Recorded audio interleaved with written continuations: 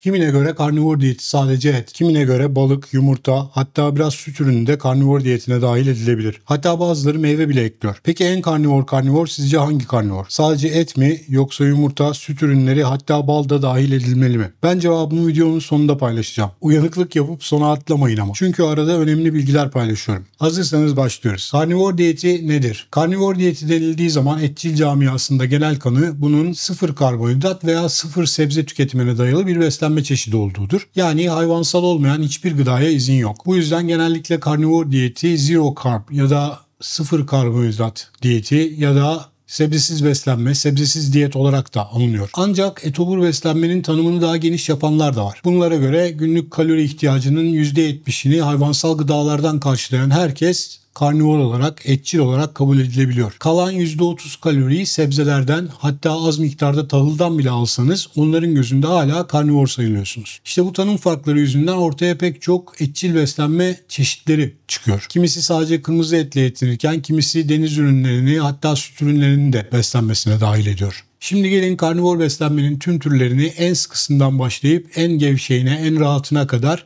tek tek inceleyelim. 1.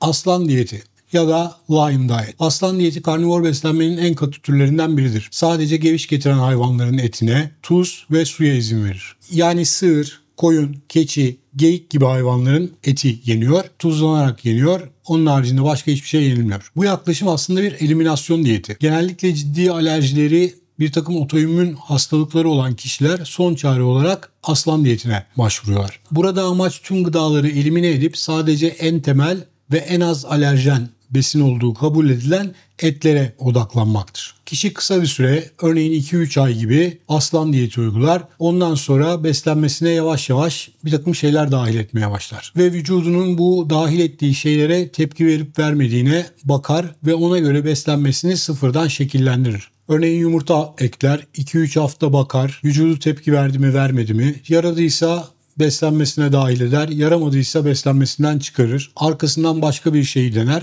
Bunu bu şekilde sürdürerek bir beslenme planı kendisine oluşturur. Bu şekilde hangi gıdaların alerjilere veya sağlık sorunlarına sebep olduğunu tespit etmiş olur. Kısacası aslan diyeti alerjileri ve sağlık sorunları olan kişiler için bir tür sıfır noktasına dönüş, vücudu resetleme yöntemi. Ama aslan diyeti çoğu kişi için kalıcı bir yöntem olarak değil, geçici bir eliminasyon diyeti olarak görülür. 2. BBBE diet. Bu İngilizce beef, bacon, öbürü neydi la? Bacon, butter, eggs kelimelerinin baş harfleri, sırasıyla sığır eti, domuz pastırması, tereyağı, yumurta. Aslan diyetinden bir tık daha gevşek olan bu yaklaşım adından da anlaşılacağı üzere sadece sığır eti, domuz pastırması, tereyağı ve yumurta yemeye yönelik. Bunun yanında tuz, mineraller ve su. BBBE karnivor diyetinde en çok bilinen türlerden birisidir. Her ne kadar bizim kültürümüz domuz etine mesafeli olsa da domuz pastırmasının içerisindeki yağ gayet sağlıklı bir yağdır. Daha da önemlisi domuz pastırmasının içerisindeki yüksek potasyum ve yüksek sodyum miktarı sıfır karbonhidrat beslenen karnivorlar için mineral dengesi bakımından müthiş avantaj sağlar. Hatta şaşırtıcı ama gerçek 100 gram domuz pastırmasının içerisinde aynı ağırlıkta muzdan ve aynı ağırlıkta avokadodan daha fazla potasyum var. Buna rağmen yurt dışında domuz tüketilen ülkelerde bile ana akım diyetisyenler domuz pastırmasını sağlıksız bir ürün olarak tanıtmaya devam ediyorlar. Elbette dini nedenlerle domuz pastırmasından, domuzdan uzak durmak isteyenler için de alternatiflerimiz var. Domuz pastırmasının yerine sığır külbastası tüketilebilir. Koyun, kuzu, pirzola tüketilebilir. Bunların da yağ içeriği domuz pastırmasına yakındır ve bunlar da gayet sağlıklı yağlardır. Yalnız bu durumda potasyum ve magnezyum takviyesini yüksek tutmanız gerekiyor ve bol bol tuz almanız gerekiyor ki vücudunuzun tuz ihtiyacını karşılayabilin. Potasyum, magnezyum gibi minerallerin dengesini ne şekilde sağlayabileceğinizi de şu videoda anlattım. Karnivor artı deniz mahsulleri. BBB türü karnivor beslenmenin bir adım ötesi deniz ürünlerinin de karnivor diyetine dahil edilmesidir. Yine bunda da et, yumurta, tereyağı ve şarküteri ürünleri serbest, ancak üzerine bir de deniz mahsulleri tüketiyorsunuz. Bu beslenme türünün en büyük avantajı yüksek omega 3 içeriğiyle ve yüksek potasyum içeriğiyle deniz mahsullerinin daha dengeli bir beslenme yapmanızı sağlaması. Karnivor diyetinde en çok karşılaşılan problemlerden bir tanesi mineral eksikliği. Ama sardalya, uskumru, hamsi, somon, hatta ahtapot gibi deniz ürünlerini dahil ettiğinizde potasyum ihtiyacınızı da omega 3 ihtiyacınızı da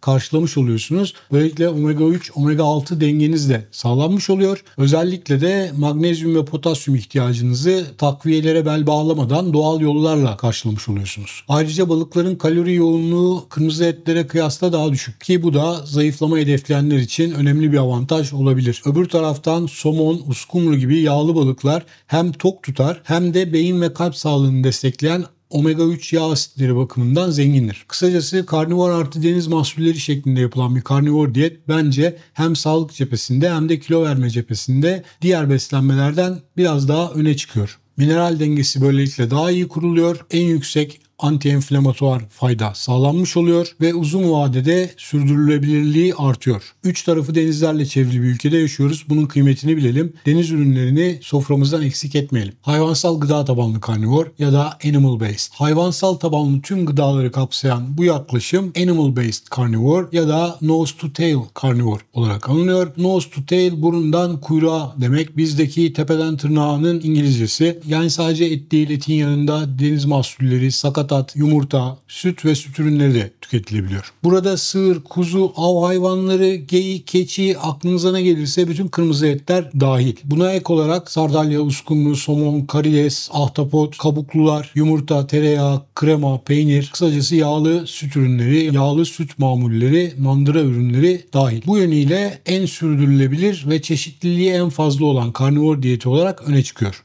Animal based karnivorun en önemli avantajı tek düzelikten uzak olması, çeşitlilik sunması. Çeşitlilik sayesinde uzun vadede uygulanması daha kolay, sürdürülmesi daha kolay olmuş oluyor. Süt ürünleri özellikle de yüksek yağ içeren krema, peynir çeşitleri gibi ürünler enerji veriyor ve tok tutuyor. Ayrıca deniz ürünleri tüketimi sayesinde omega 3 ve potasyum tüketimi de yapılmış oluyor ve mineral dengesi sağlanıyor. Ancak burada dikkat etmeniz gereken önemli bir şey var. Paul Saladino'nun yaptığı Animal Based diye bir beslenme çeşidi var.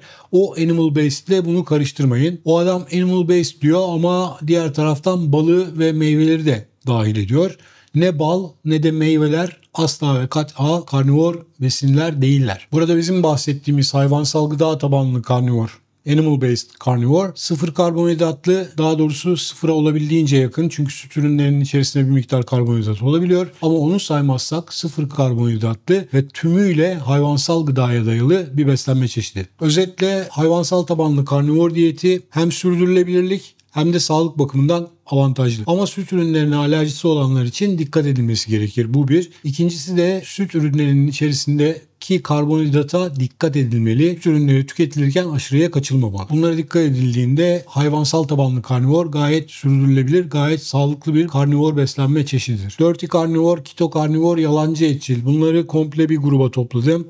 Bunlar karnivor diyetine dayanamayıp da ancak bu kadar karnivor olabiliyorum diyenler için beslenme çeşitleri. Hani çocukken oruç tutmaya çabalayan bebelere kıyamazlar da tamam sen öğlene kadar tutabilirsin, bunun adı tekke orucu derler ya. Bir nevi bu da tekke karnivoru. Ketovor dedikleri aslında ketojenik beslenmenin eti biraz daha bol tutan versiyonu. Yani klasik karnivorda olduğu gibi kalorilerin %80'ini yağdan almıyorsunuz da %70'ini yağdan alıyorsunuz. Proteini %20, %25 değil de %10, %15 gibi tüketiyorsunuz. Bu arada kalan kalorileri de yeşil yapraklı sebzelerden ve kompleks karbonhidratlardan tamamlıyorsunuz. Kısacası sıfır karbonhidratlı bir karnivor değil. Dolayısıyla karnivor değil. Ama düşük karbonhidratlı, et ağırlıklı bir beslenme çeşidi ve sağlıklı. Dirty karnivor dedikleri ise yine düşük karbonhidratlı, yüksek hayvani proteinli bir beslenme. Ketoya yakın ama ketodan bir tık daha rahat bir beslenme türü. Günlük kalorilerinin %70'ini hayvansal yağlardan ve hayvansal proteinden oluyor. Kalan %30 da sebze, meyve, hatta tahıllardan bile alabiliyorsunuz. Peki bu türler zayıflama ve sağlık açısından işe yarar mı? Zayıflama açısından evet, karbonhidratın düşük tüketilmesi sayesinde kilo kaybı olacaktır. Sağlık açısından düşük karbonhidratlı tüm beslenme çeşitleri sağlıklıdır. Yalnız dirty karnivor sürekli bir sınırda yaşama haline sebep olur. Ufak ufak yediğiniz o karbonhidratlarla içinizdeki bağımlıyı sürekli beslemiş, sürekli canlı tutmuş olursunuz ve en ufak bir boş bulunmanızda raydan çıkma ihtimaliniz vardır. O bakımdan ben sıcak bakmıyorum. Kontrolden çıkması kolay olduğu olduğu için sıcak bakmıyorum. Siz bana Nutellalı bir pizza yapın. Üzerine profiterol bırakın böyle. Onun üzerine tiramisu. Piramit gibi, evet. Besin piramidi. Piramidin en tepesine de dondurma. Vişneli, çikolatalı, tuzlu karamelli. Ne demek kaç top? 3 top işte. Yok bir şey olmaz bana. Ben talimliyim.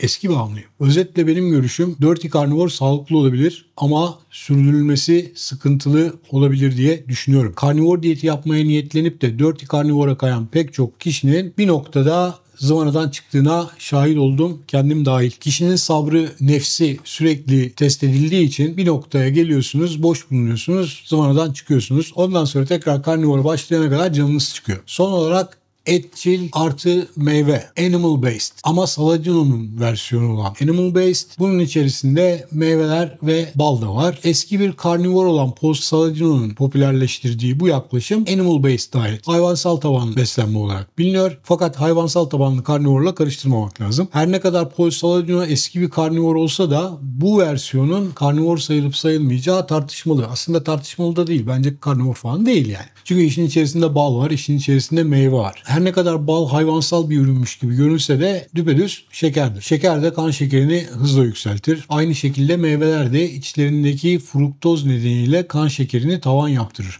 Burada kritik nokta şu. Sofra şekeri, glikoz vücuttaki tüm hücreler tarafından kullanılabiliyor. Diğer taraf fruktozu sadece karaciğer metabolize edebiliyor. Bu da karaciğere çok ciddi bir yük bindiriyor. Hazır gıdalardaki fruktoz şurubunun bu kadar sağlığa zararlı olmasının sebebi de bu. Karaciğeri mahvediyor. Yani siz o fruktozu ister bir kutu koladan almış olun, isterseniz 1 kilo meyveden almış olun. Metabolizma açısından arada hiçbir fark yok. İşte bu yüzden meyve masumdur algısı çok tehlikeli, çok sakıncalı bir yanılgı. Meyvenin günde bir adedinden fazlası kesinlikle zararlıdır. Hatta kişi şeker bağımlılığıyla mücadele ediyorsa bir tane meyve bile bu bağımlılığı besler ve kontrolden çıkma ihtimalini arttırır. Bu yüzden karnivor beslenme sağlık ve kilo verme açısından ciddi avantajlar sunarken meyve ve bal eklenmiş olan bu hayvansal tabanlı karnivor uydurması zayıflama, kilo verme ve metabolik sağlık bakımından ciddi riskler içerir. Buraya kadar seyrettiğinize göre konuyu gerçekten merak ediyor veya kanala gerçekten değer veriyorsunuz demektir. Bu noktada sizden küçük ama önemli bir ricam var. Videoyu beğenerek, sosyal medyada paylaşarak, yorum bırakarak sadece kanala destek olmuş olmuyorsunuz. Aynı zamanda bu kanalın amacına da katkıda bulunmuş oluyorsunuz.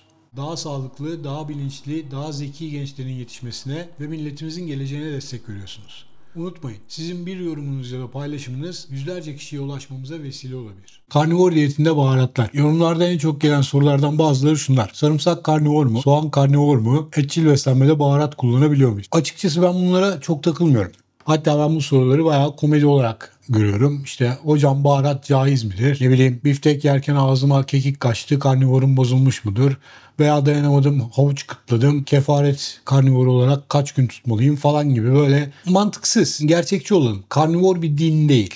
Öyle saçma sapan kuralları yok. Baharat dediğiniz şey nihayetinde sebze, meyve, ağaç kabuğu. Yani kesinlikle hayvansal gıda değil. Ama dikkat edilmesi gereken tek nokta şeker içermemesi, kan şekerinizi yükseltmemesi ve sizi ketozdan düşürmemesi. Biraz kekik, karabiber, sarımsak kullandınız diye kilo vermeniz durmaz, sağlığınız sekteye uğramaz. Alerjiniz vardır, o ayrı konu ama çoğu kişi için baharatlar gayet güvenli ve de tüketilebilir. Yani caizdir. Yani özetle karnivor diyetini kilo vermek için yapıyor da olsanız, sağlık için de yapıyor olsanız biraz çeşitlendirmekte bir mahsur yok. Ne kan şekeriniz uçup kaçar ne de bir havuç kıtladınız diye karnivor kimliğinizi kaybetmiş olursunuz.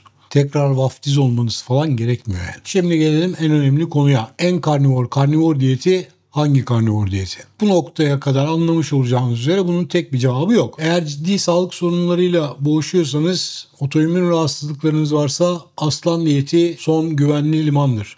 Eliminasyon diyetidir. Eğer mineral dengesi ve basitlik ön plandaysa o durumda BBBE iyi bir seçenek olacaktır. Eğer hem sağlık hem zayıflama hedefiniz varsa deniz ürünleri eklenmiş karnivor diyeti mantıklı bir seçenek olacaktır. Daha uzun vadede çeşitlilik ve karnivorun dışına çıkmadan karnivor içerisinde çeşitlilik isteyenler içinse hayvansal tabanlı karnivor en iyi seçenek olacaktır. Dirty karnivor ve ketovor ise özellikle kalori miktarına dikkat edilirse zayıflama sağlayabilir ama orta ve uzun vadede raydan çıkma, kontrolden çıkma ihtimalini de her zaman taşır. Meyve ve bal eklenmiş versiyonları ise saymıyorum. Yani işte sadece et yiyorum ama işte üzerine tiramisu da yiyorum. Karnivor olur mu? Olmaz. Tiramisu ile olmuyorsa balla da olmaz.